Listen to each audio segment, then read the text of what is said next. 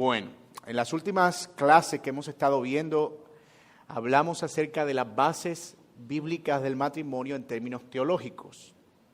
Recordando nuestra caja en la que hemos metido al Evangelio, la caja del el matrimonio, la caja del Evangelio, hemos dicho que el matrimonio sigue un modelo de creación, caída, redención y cómo se ve esa redención antes de llegar a la gloria.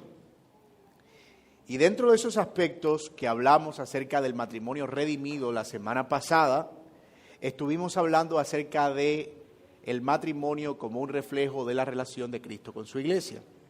Decíamos que precisamente Cristo es quien reivindica el matrimonio a través de su muerte en la cruz y lo revela como un misterio que había estado oculto desde antes de los tiempos. Así que lo que nosotros tenemos hoy en nuestro panorama es cómo se ve el matrimonio desde la perspectiva redimida. Pero, muy seguramente, como ustedes lo habrán notado, el domingo pasado nosotros abordamos esa perspectiva redimida, pero de pronto desde muy arriba, ¿cierto? Como que, ¿qué es lo que significa teológicamente dicha redención? Si quieres puedes quitarle la etiqueta. ¿Qué es lo que significa esa redención? Y hoy lo que nosotros vamos a hacer es hacer un zoom, acercarnos para ver qué tal se ve ese matrimonio redimido en la forma en la que hombres y mujeres cumplen sus roles o sus deberes matrimoniales. Y esto es importante porque si hay algo que nos presenta esta perspectiva redimida del Evangelio, es que el amor que debe haber entre un esposo y una esposa debe ser un amor sacrificial o un amor de servicio. Y esto es contracultura realmente. Si nosotros preguntamos hoy qué es el amor, la mayoría de personas dirían cosas como el amor es un sentimiento que emana de lo profundo del ser, que busca satisfacer, amar y hacer feliz a la otra persona. La mayoría de definiciones que nosotros encontramos del amor en el mundo contemporáneo van a comenzar con destacar que el amor es un sentimiento. Pero si algo nosotros vemos en la Escritura, es que si bien el amor puede involucrar sentimientos o emociones, el amor está mucho más allá de las emociones y tiene que ver con cosas que hacemos o dejamos de hacer, con cosas que nosotros decidimos en una resolución hacer por el bien de la otra persona y otras que decidimos no hacer también por el bien de la otra persona.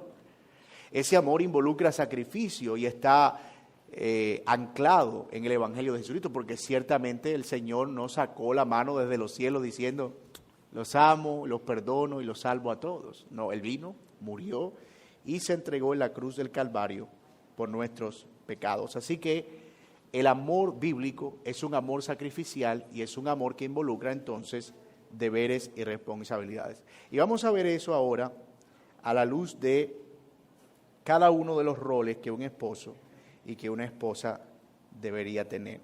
Así que vamos a empezar con los deberes de los esposos. Los deberes de los esposos. ¿Ustedes están ahí en sus hojas? Ok, hay una lista bastante amplia. Vamos a usar algunos versículos para mostrar qué dice la Biblia acerca de cuáles son los deberes del esposo.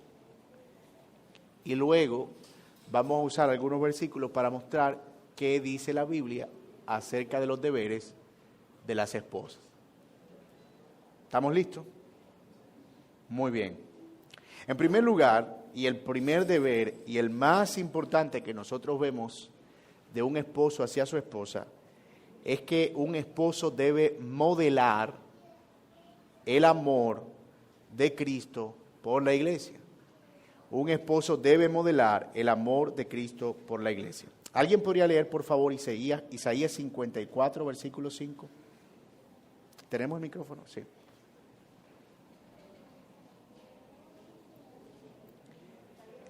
(54:5) Y alguien más, Jeremías 31:32, y luego alguien más, Efesios 5:23.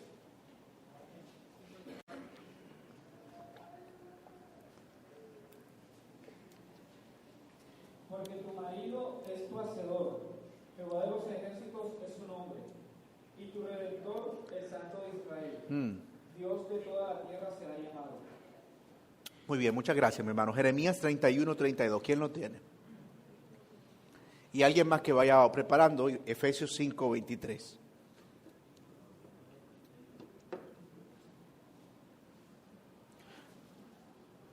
Rona, ahí está el Señor.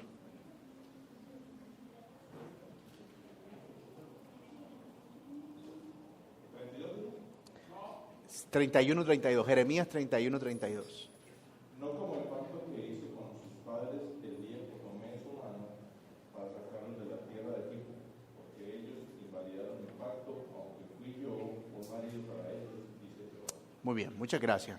Y Efesios 5:23, allá Ronald, que había levantado la mano. Porque el marido es cabeza de la mujer, así como Cristo es cabeza de la iglesia, la cual es su cuerpo y él es su Salvador. Ok. Noten los dos primeros capítulos que vimos o versículos que leímos en el Antiguo Testamento nos muestran la relación de Dios con su pueblo. Y en el pasaje que leyeron nuestros hermanos, podíamos ver que Dios está refiriéndose a su pueblo como un esposo o como un marido que se entrega y redime a su esposa. Y luego en el Nuevo Testamento nosotros vemos cómo se conecta esa relación, porque Pablo dice, maridos amen a sus mujeres, así como desde el Antiguo Testamento nosotros vemos que Dios se entrega por su pueblo. Así que el rol del marido en el matrimonio es modelar, o si se prefiere, representar el amor de Cristo por su iglesia. Y hermanos, esa es tremenda responsabilidad. Solo piensen por un momento en todas las implicaciones del sacrificio de Cristo y cómo eso se extiende a nuestra relación matrimonial. La manera en que el esposo vive envía un mensaje a su esposa sobre la manera en que Jesús sacrifica su vida por su novia, por la iglesia. Si su esposo sirve fielmente a su esposa y trata de imitar a Cristo en su carácter, entonces él modela a Cristo de una manera correcta.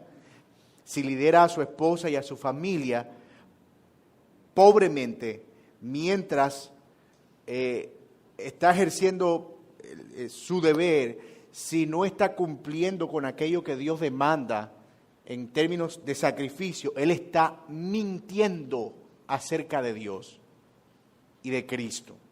Un esposo modela el amor de Cristo para bien o lo modela para mal. O lo va a modelar correctamente o lo va a modelar erróneamente, pero nadie está exento de eso. Todos, si estamos casados, independientemente de lo que nosotros pensemos acerca del matrimonio, estamos en un papel, en un rol. Y entonces, o estamos cumpliendo ese rol o no lo estamos cumpliendo. Pero por ambas cosas somos responsables. No nos podemos escapar del deber de imitar a Cristo y modelar a Cristo en el matrimonio.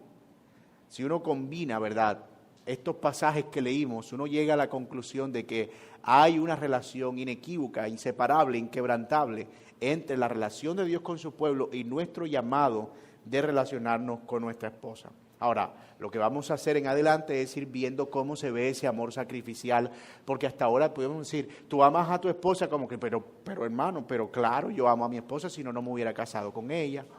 Mira tú eso.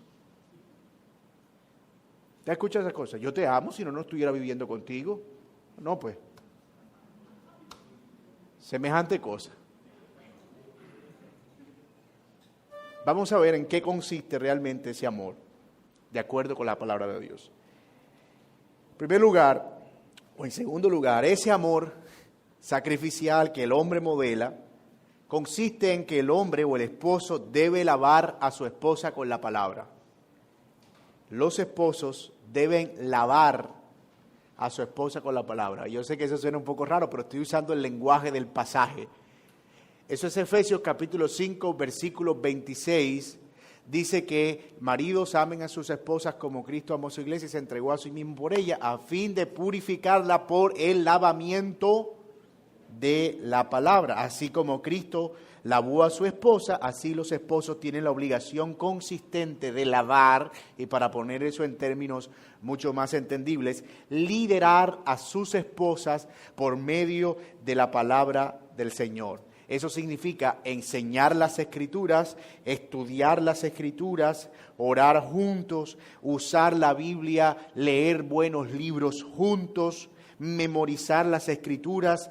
El esposo debe responder a su esposa las preguntas acerca de la fe. Y escuchen, es importante que los esposos cristianos tomen la iniciativa en este asunto.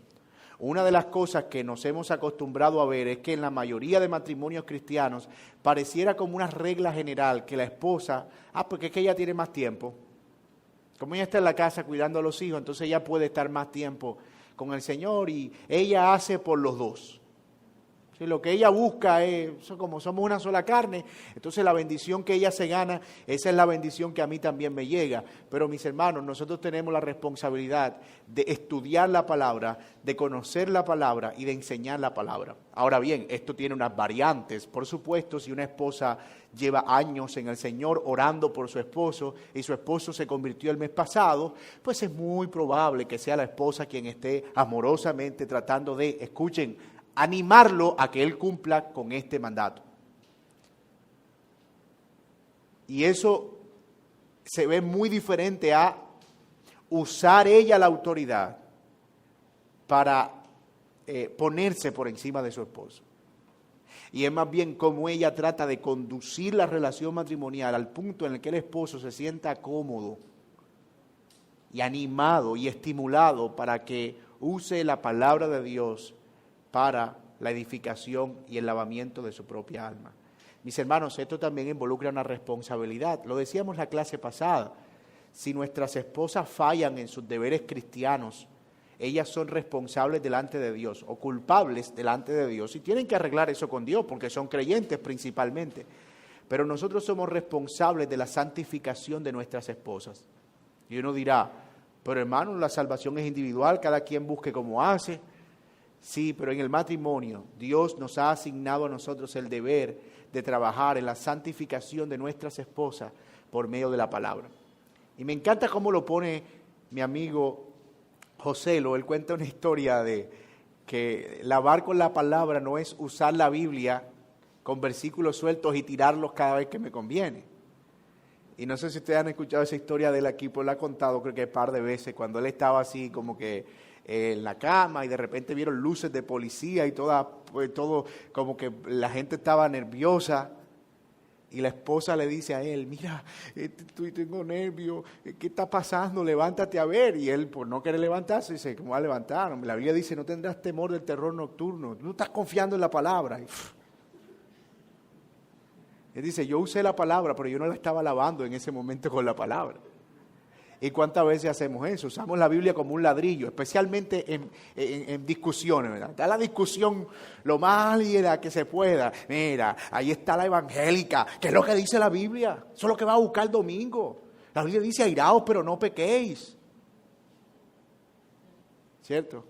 O cualquier otro versículo. No sé cuál sea de pronto el que usted le venga a la mente en este momento, el último que haya usado en una discusión. Pero mi hermano, créeme, cuando tienes que usar esos recursos, ¿verdad? De tener que sacar versículos como si fueran espadas en medio de una guerra, solamente para callar a la otra persona, no sé si lo han notado, pero lo que hace es empeorar las cosas.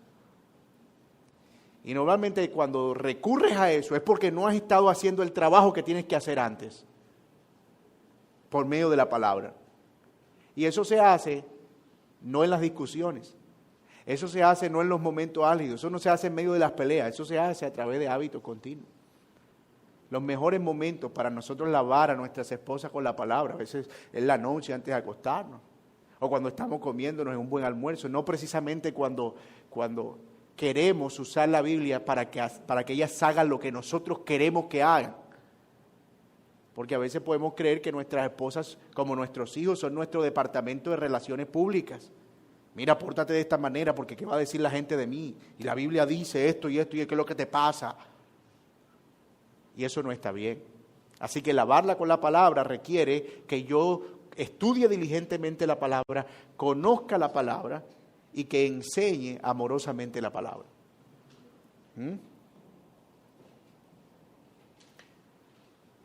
Mi hermano,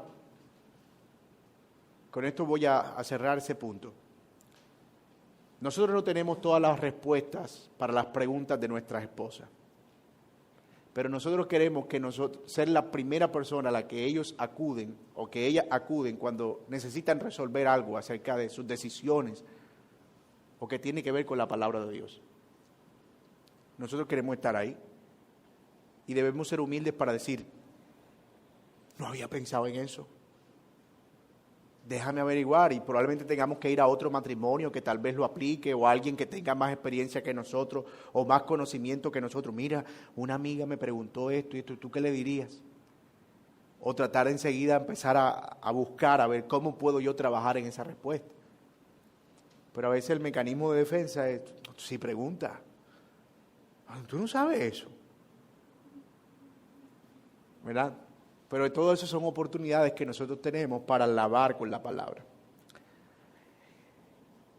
Amar a nuestras esposas como Cristo amó a la iglesia, esposos que están aquí y solteros que se van a casar,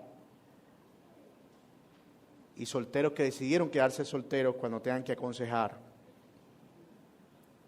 Un esposo debe sustentar y cuidar a su esposa, Efesios 5:29. La alaba por la palabra y dice que también la sustenta y la cuida, como también Cristo a la iglesia. Sustentar y cuidar. Sustentar significa alimentar, levantar, como criar. Como cuando tú le das comida a alguien para que crezca rápidamente. Llevar a la madurez. Cada esposo está a cargo de cuidar de su esposa con la esperanza y la responsabilidad de llevarla a Cristo. Nadie más en el planeta tiene la responsabilidad principal de la misma manera sobre ella que el esposo. Ni siquiera el pastor de la iglesia, o los pastores, o los líderes. Nadie. El esposo tiene la principal responsabilidad de contribuir para la edificación de su esposa. Y esto no quiere decir que él no va a acudir en alguna manera a cierto apoyo, ¿verdad? Porque no todos sabemos cómo hacer las cosas. Pero eso es una preocupación mía. Si yo veo una conducta de mi esposa que no es una conducta que yo creo que es adecuada, conforme a la palabra de Dios, yo debo empezar a buscar las formas y las maneras de trabajar esa área en su vida. Y eso tiene implicaciones para la vida diaria. Esposos, en la medida en que su esposa se sienta cuidada, querida, amada, valorada por usted, segura, la medida en que eso suceda depende de usted, no depende de más nadie, depende de nosotros, su bienestar y especialmente su crecimiento espiritual depende de usted. Y Dios, sí, yo sé que Dios es el que da el crecimiento, pero me refiero a que depende de usted en el sentido de la responsabilidad. Si Dios también le hace responsable de su propio crecimiento espiritual, nosotros debemos asumir esa responsabilidad con la seriedad que implica.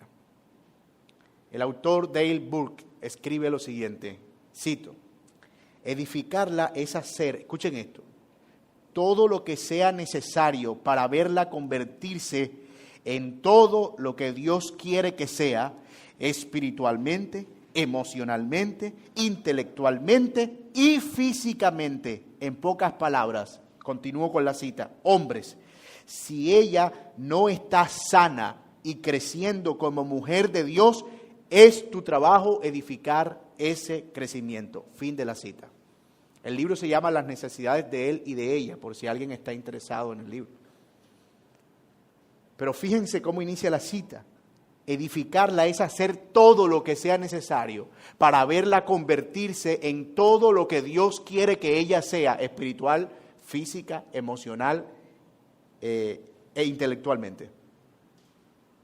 Qué interesante, ¿verdad? Cómo nosotros participamos en el crecimiento de nuestras esposas. La otra frase es cuidar. Y dicho, esa frase es curiosa porque denota la idea de calor, de proveer calor, y de hecho lo que está en la mente no, lo que está semánticamente detrás de esa palabra es la idea de una gallina que protege a sus polluelos proveyéndole calor. Eso es lo que significa cuidar, mantener en calor con tierno amor. Y eso es importante porque, fíjense, es una imagen bien tierna. Es una imagen tierna. Una esposa debe sentirse apreciada a los ojos de su marido y sentir que ella es una prioridad en su vida. Esposos, ¿luchan ustedes con horarios de trabajo fuera de control que le hacen descuidar a su esposa? ¿Tratan ustedes a sus esposas más como una madre que satisfaga todas sus necesidades que como una compañera que le complementa en la vida? Si es así, de todo corazón, hermano, pídale perdón a Dios y arrepiéntase de ese pecado, porque ciertamente es un pecado delante del Señor. Y pregúntele a su esposa, a lo mejor ya usted lo sabe, ¿cómo puedo cuidar mejor de ti? ¿Cómo puedo sustentarte mejor? Pregúntele a otros hombres de la iglesia, a otros matrimonios, ¿cómo trabajas esta parte con tu esposa? ¿Cómo cuidas de ella en ese sentido? Qué interesante, ¿verdad? Sustentar, cuidar. Punto número 4. El esposo debe proveer para su esposa. Un esposo debe proveer para su esposa. Las citas no las vamos a leer por razón de tiempo, pero ahí están. ¿Alguien no tiene hojita? Mejor que no tengan, porque ya se acabaron.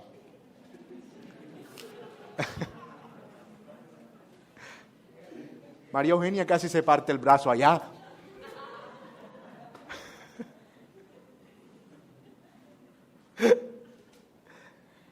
Pero no se preocupe, que cualquier cosa nosotros podemos enviar este material por el grupo. Entonces, un esposo debe proveer para su esposa. Además de proveer para su esposa, espiritualmente debe proveer emocionalmente. Él es responsable del bienestar físico de su esposa. Él debe proveer, lo voy a decir tan claro como se pueda, debe proveer dinero para todas sus necesidades básicas: alimento, vestido y vivienda. El esposo debe proveer para las necesidades básicas de su... Esa cosa de que, ay, mira, yo estoy teniendo una necesidad, dile a tu papá que él tiene plata. Pero espérate, no, ella se casó contigo. La queja frecuente de, mira, a mí me hace falta esto, me hace falta aquello, ya, yo nunca he tenido para esto, yo nunca he tenido para aquello.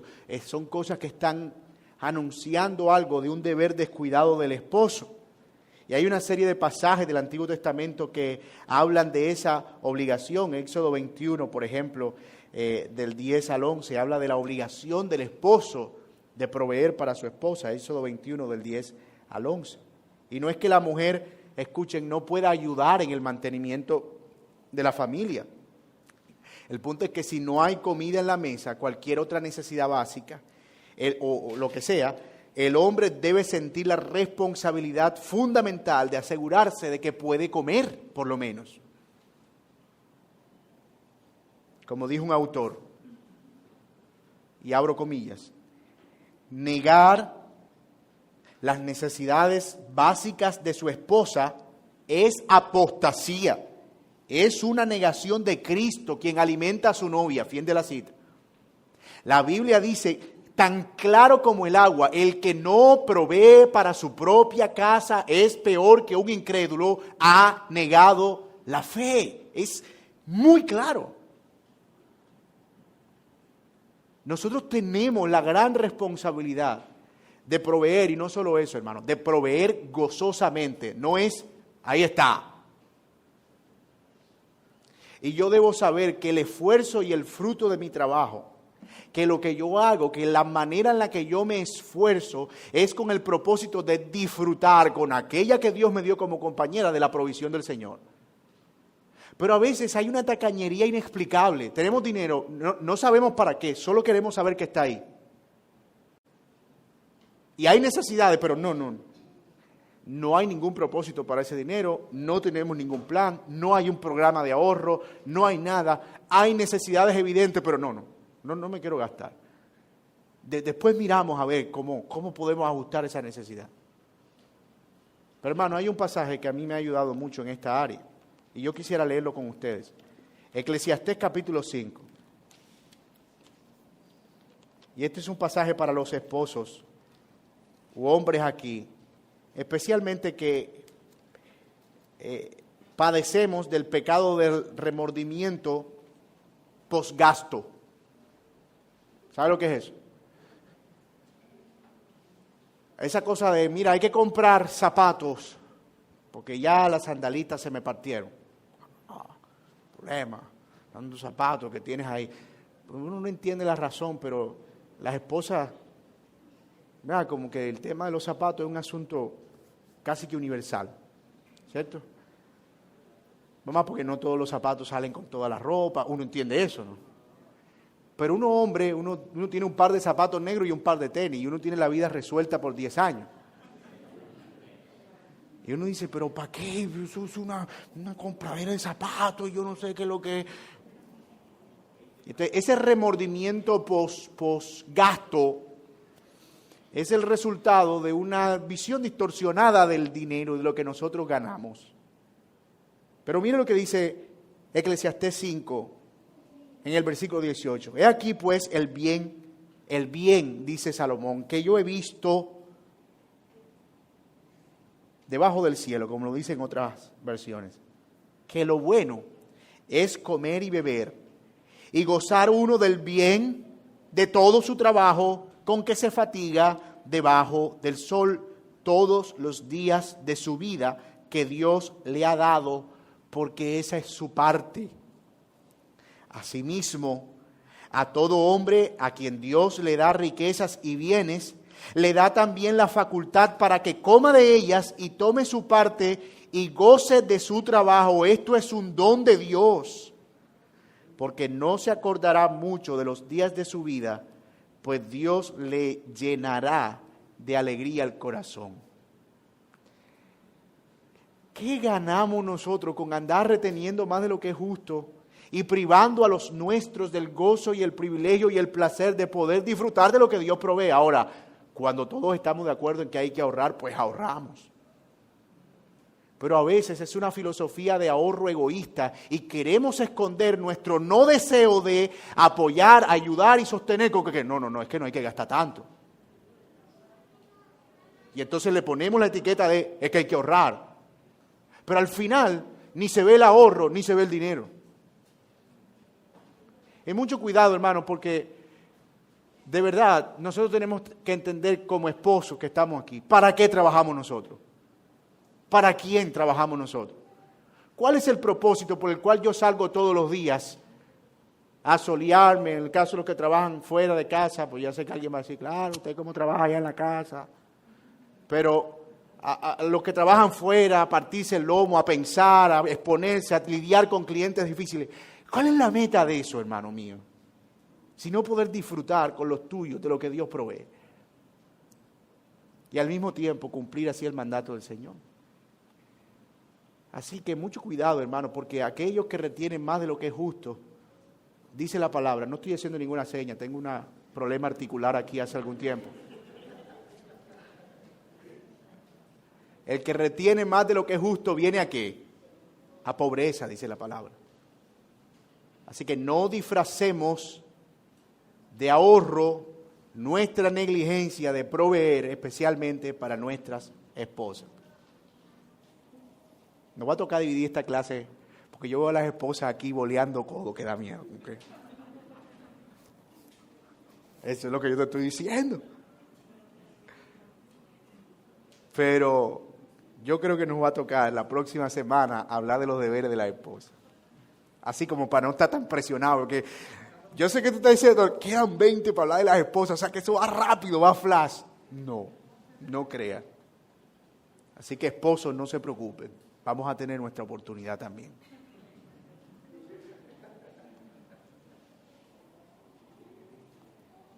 Primera de Pedro 3:7 dice,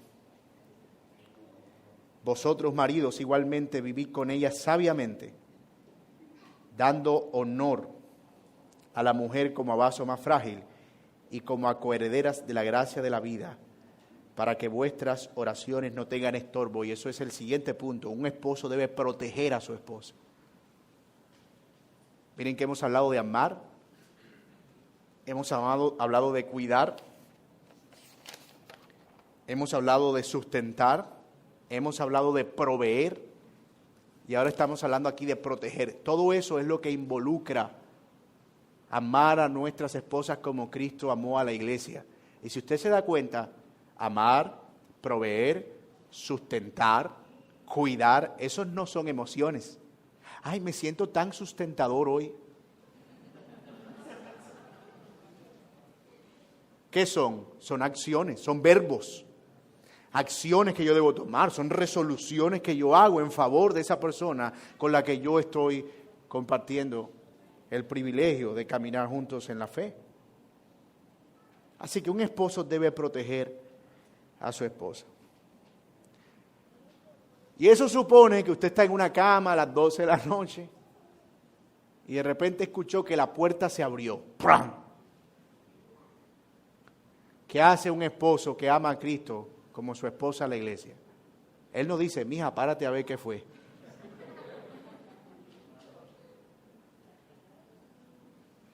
El hombre se levanta, agarra el bate que está detrás de la puerta y va con amor a vigilar qué está pasando.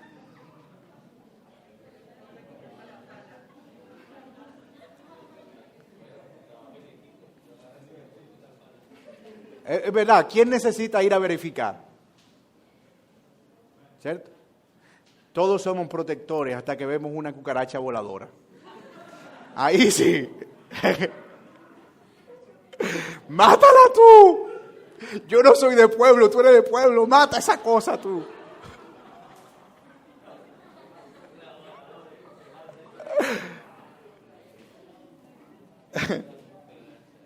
¿O qué tal si vas caminando por la calle y un hombre intenta robarte o amenaza con robarte?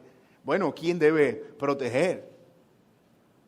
El esposo debe proteger a su esposa y nosotros debemos tener la predisposición ya marcada de protección. En ambos casos el hombre necesita dar un paso adelante y proteger a su esposa. Él tiene el llamado de interponerse entre su esposa y cualquier otra amenaza, sin importar la amenaza que sea. En algunas ocasiones van a ser conflictos, acusaciones a las que yo voy a tener que saber. Tú mira a ver cómo resuelve eso. Tú te metiste ahí, tú mira a ver cómo lo resuelve. Eso no es proteger. ¿Verdad? No es que yo voy a salir a la calle a darme, bueno, ¿por qué tú estás hablando de mi esposa? Y voy a pelear y mira, ¿qué es lo que pasa? Pero yo tengo que estar ahí. Puede ser, no, que hay un problema. Resuelve eso tú. Y no se trata de un hombre macho así como que es un hombre que tiene que salir y pelear. No, esa es su manera de mostrar honor a su esposa, de mostrarle valor ante sus ojos. Un hombre necesita tener un sentido interno de responsabilidad y protegerla porque él es el esposo y ella es la esposa. Y porque de acuerdo con el diseño de Dios que nosotros vimos en la creación, Dios ha dado al hombre la habilidad, la capacidad, la fuerza para hacerlo. Y hermanitas solteras que están aquí, tal vez ustedes estén haciendo su lista de chequeo acerca de qué es un esposo ideal para ustedes. Y si las personas con las que ustedes se están conociendo, que son prospectos y candidatos, son personas que cumplen gozosamente con eso. Y de nuevo, no estamos diciendo que tú tienes que casarte con el protagonista del comercial de Marlboro. Da un tipo sudado, con caballo, ¿cierto? Pero algo que yo quisiera escuchar de mi esposa siempre, pero gracias al Señor lo he escuchado, es yo me siento protegida contigo. Y no, yo no soy muy valiente y fuerte que digamos, pero yo quiero que mi esposa se sienta segura, protegida. Que ella sepa que si aparece el peligro, yo no voy a estar lejos. Yo voy a estar ahí. El esposo debe proteger a su esposa. Un esposo debe pastorear a su esposa. Miren lo que dice Génesis 2:24. Génesis 2, versículo 24. Por lo tanto, dejará el hombre a su padre y a su madre, y se unirá a su mujer, y serán una sola carne. Esto es básicamente participar en la vida de la esposa, involucrarse en la vida de la esposa. El matrimonio no es la coexistencia de dos personas independientes. Un esposo debe aprender a guiar y a pastorear a su esposa. Esta es la relación más importante del discipulado. No es microcontrolar todo. No es que yo tenga que manejar todo lo que sucede en la casa. No es que toda decisión sea, al final de cuentas, yo quien deba tomarla. Pero yo debo estar en la capacidad de dirigir las decisiones, la vida, el crecimiento, la madurez. Eso es pastorear. Y ese es nuestro principal ministerio. La implicación de que un marido tiene en las diferentes áreas de la vida de su esposa injerencia se ve en la naturaleza de este llamado. El Señor nos ha llamado a involucrarnos pastoralmente, si somos creyentes, en la vida de nuestras esposas. Guiarla en lo que ella hace, ayudarla a decir o a decidir o a no decidir, a decir que no cuando sea necesario decir que no. Esposos, nosotros somos responsables del bienestar de ellas, no solo su carga de trabajo. Es decir, no somos una pesada carga. Eso es importante. A veces nosotros cargamos a nuestras esposas con responsabilidades que tal vez no están diseñadas para eso. Pueden hacerlo, pero es una carga adicional para ellas. No es sabio, por ejemplo, que nosotros remitamos a nuestras esposas la toma de decisiones. Lo que tú digas. ¿Qué piensas tú? Obviamente necesitamos su opinión porque es una decisión de matrimonio, pero yo no quiero cargar la responsabilidad de la decisión. A veces eso es cómodo. Pero como yo no decidí venirme para aquí. Pero yo no fui el que decidió eso, tú fuiste la que decidió. Porque queremos ahorrarnos la responsabilidad de tener que cargar con lo que salga mal. Y entonces le delegamos a la esposa todas las decisiones. Yo aquí trabajo, salgo a las 6 de la mañana, llego a las 7 y me acuesto y yo te dejo para la comida. Tú mira a ver qué haces. Y no pasa, es decir, el hombre no está al tanto de nada de lo que pasa en el matrimonio, ni en la familia, ni en la vida.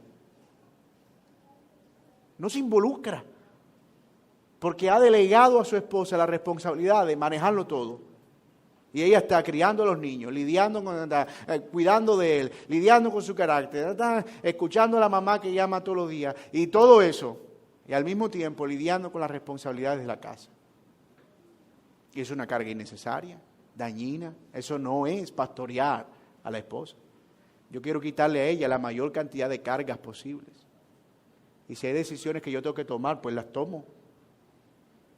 Y asumo las responsabilidades de esas decisiones. Y si eso es una gran descarga, ¿tú sabes lo que carga una decisión mal tomada?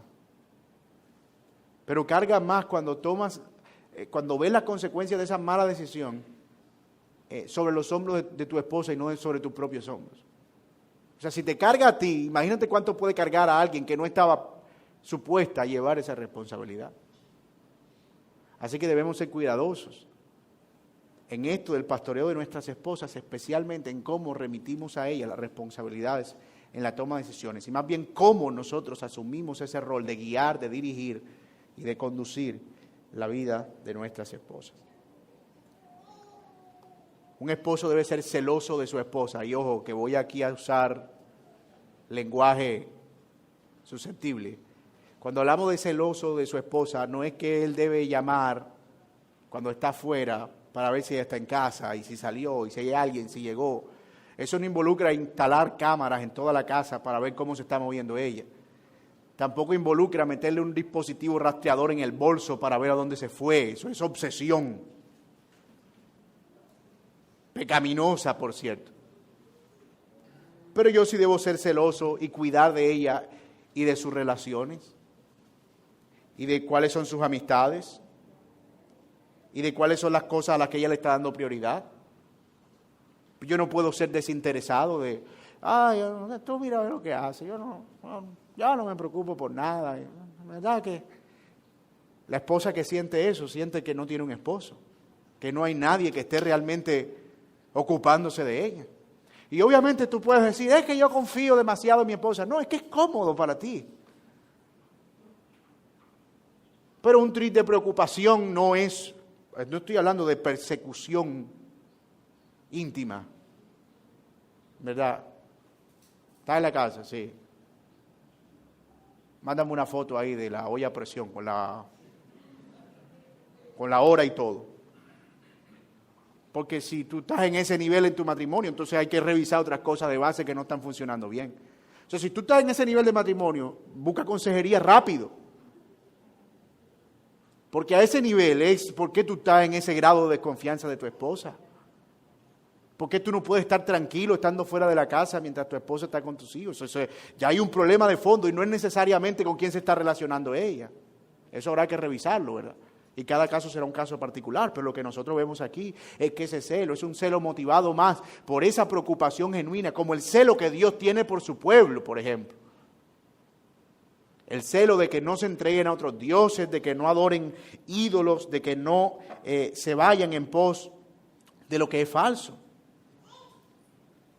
Y cosas similares. Éxodo 34, 13 al 14 dice, derribaréis sus altares, quebraréis sus estatuas y cortaréis sus imágenes de acera, porque no te has de inclinar a ningún otro Dios, pues Jehová, cuyo nombre es celoso, Dios celoso es. Es decir, yo no comparto mi gloria con nadie, pues yo tampoco quiero que mi esposa comprometa su tiempo con nadie, más allá del matrimonio. Y estoy hablando de prioridades. Eso no es que tú no vas a hablar con tu mamá, tú no vas a hablar con tu papá, tú no vas a hablar con nadie, tú no vas a tener amigos, se acabó el culto, nos vamos enseguida. No, eso no es celo, de nuevo. Ya eso es un problema patológico. El celo tiene que ver más bien con cuidar que ella sea equilibrada en el manejo de su tiempo y que pueda dar la prioridad necesaria al matrimonio. Segunda a los Corintios 11:2 dice, porque os celo con celo de Dios, decía Pablo. Hay un celo del mundo y hay un celo de Dios. Os celo con celo de Dios, pues os he desposado con un solo esposo para presentaros como una virgen pura a Cristo. Además de eso, un esposo debe satisfacer las necesidades sexuales de su esposa de forma gozosa. Miren primero a los Corintios 7, del 13 al 4. Como estamos en horario familiar, vamos a ser aquí moderados. Primero a los Corintios 7, del 3 al 4. El marido cumpla con la mujer el deber conyugal y asimismo la mujer con el marido. Y aquí viene el 4. Hasta ahí todo bien, nadie tiene problema con eso. Bueno, por lo menos eso espero.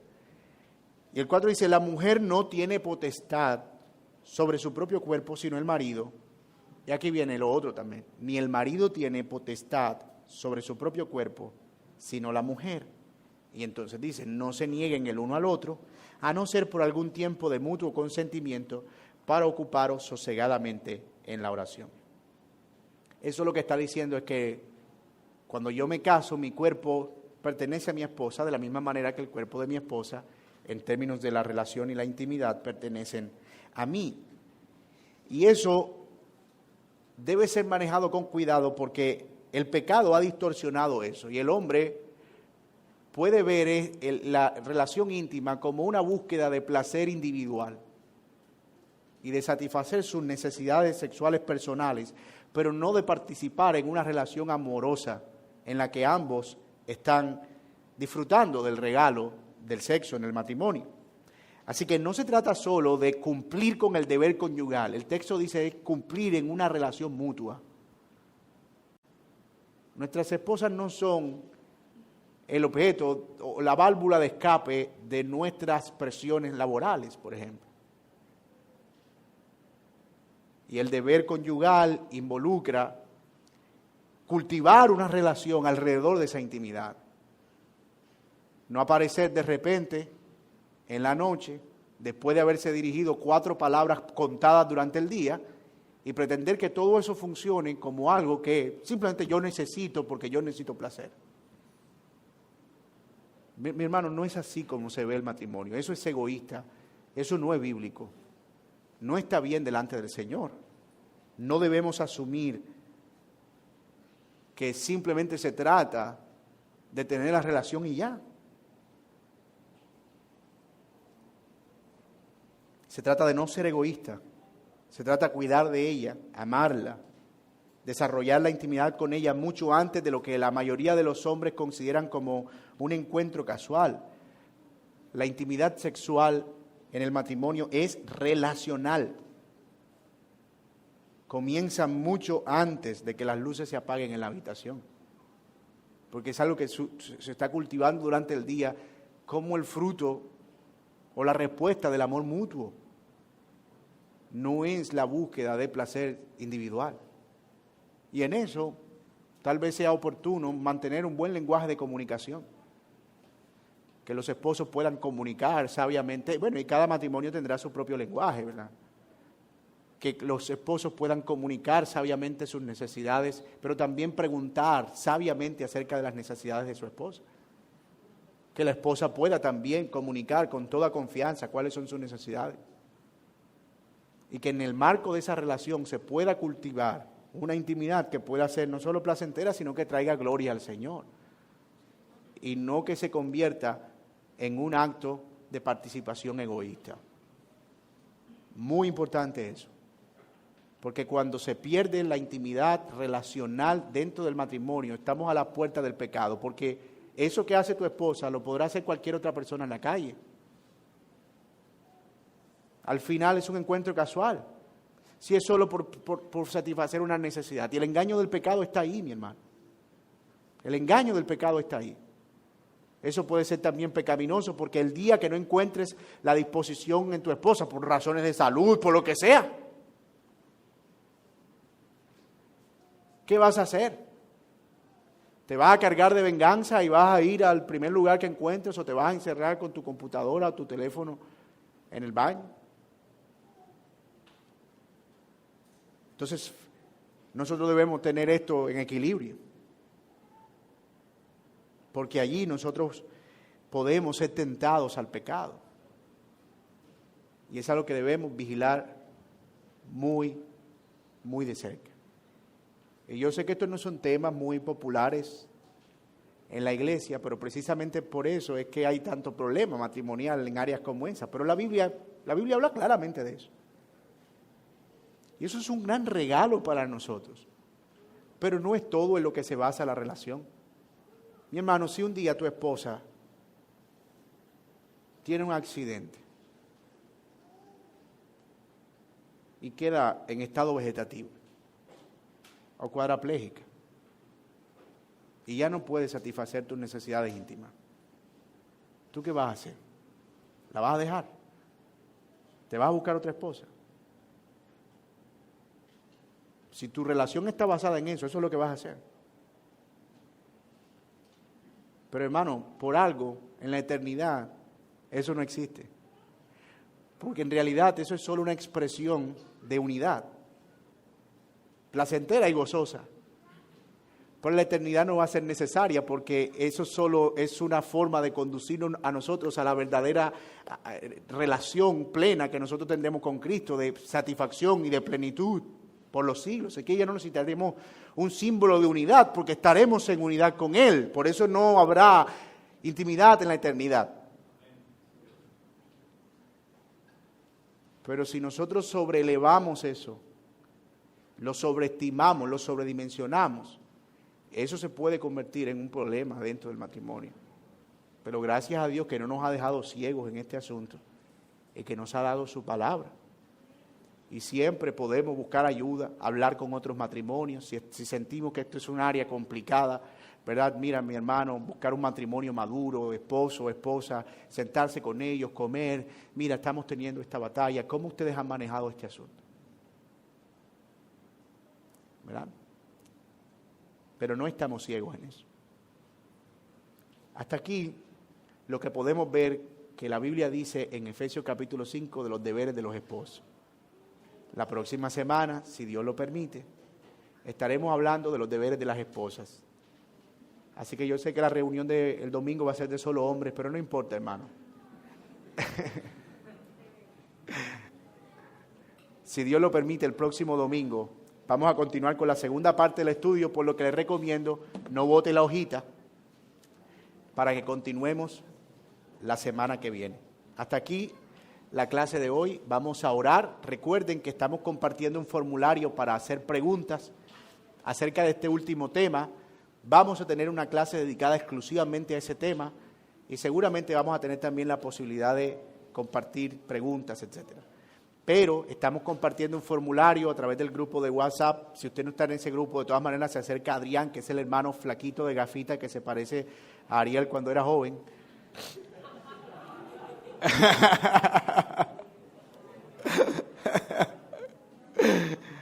Y le dice, mire hermano, ¿cómo en qué es el tema para hacer preguntas? Usted puede enviar ahí la pregunta anónima si quieren, como porque a veces creemos que alguien querrá como que, mira, solo quiero la pregunta. Y la próxima semana, al inicio de las clases, nosotros damos respuesta a esas preguntas que recibimos en el formulario. Vamos a orar y vamos a tomarnos 15 minutos de receso. Hay café afuera y allí podemos compartir también y seguir charlando sobre lo que ha sido esta clase. Mis hermanos, gracias por su atención. Bienvenidos las personas que nos visitan hoy. Qué gozo poder tenerlos aquí. Guillermo también, que los saludamos y por segunda vez también está con nosotros. No te escondas, Julio, no te escondas. Bienvenido, mi hermano. Un abrazo verte. Un abrazo. Te envío un abrazo y es un gozo verte.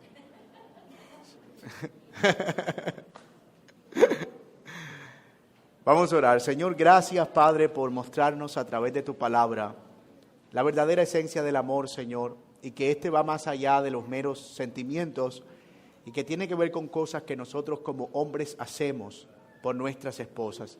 Ayúdanos a abrazar esto como una responsabilidad y un llamado para nuestras vidas y que podamos servir, amar, proteger, cuidar, proveer y encontrar satisfacción en nuestra esposa, Señor, y gozo y plenitud. Al saber, Señor, que esa es la manera en que tu nombre es glorificado.